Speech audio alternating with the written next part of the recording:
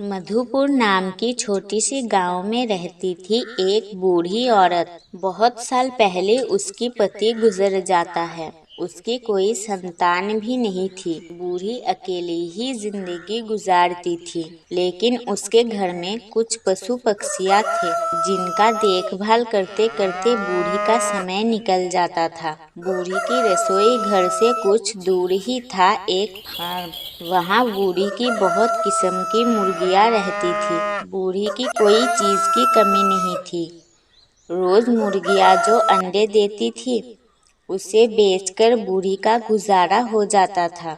लेकिन बूढ़ी की एक परेशानी थी, और वो परेशानी है उसकी फार्म से कभी कभी एक गीदड़ आकर मुर्गियाँ चोरी करके ले जाता था। बूढ़ी के घर के पास ही था एक घना जंगल। वहाँ कुछ गीदड़ रहता था।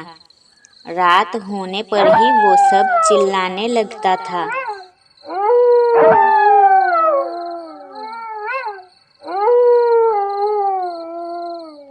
आज तो मज़ा आ जाएगा, मोटा मोटा ताज़ा ताज़ा मुर्गी खाने के लिए मिलेगा। हा हा हा हा।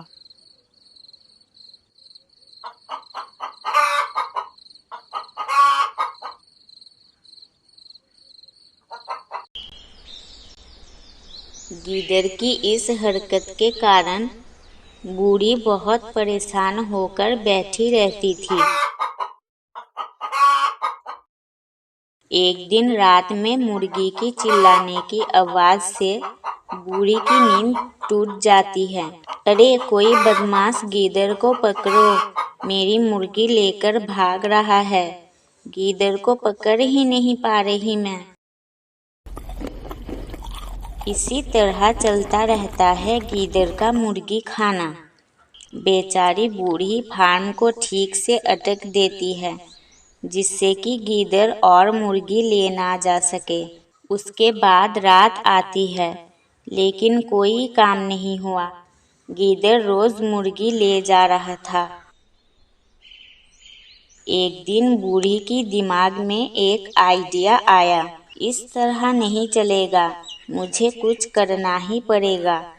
उस बदमाश गीदड़ को पकड़ने के लिए एक जाल बिछाना ही पड़ेगा। बूढ़ी एक जाल बिछाया और उसमें एक सफेद मुर्गी को डाल दिया। दिन कटकर रात आई और बूढ़ी छुप कर देख रही है कि कब गीदड़ आएगा और उसके जाल में फंसेगा। रात और घना हुआ और तभी एक गीदड़ आया। बूढ़ी मन ही मन बोली, तू मेरी ही मुर्गियाँ खाकर इतना मोटा ताज़ा हुआ है। रुक, आज तुझे अच्छा सबक मिलेगा। और नहीं, गीदड़ फार्म के पास पहुंचता है। तभी उसका नज़र जाल में रखी सफ़ेद मुर्गी पर पहुंचता है।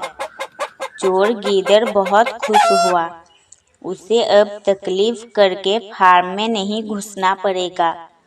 गीदड़ मुर्गी को लेने गया और बूढ़ी की जाल में फंस गया।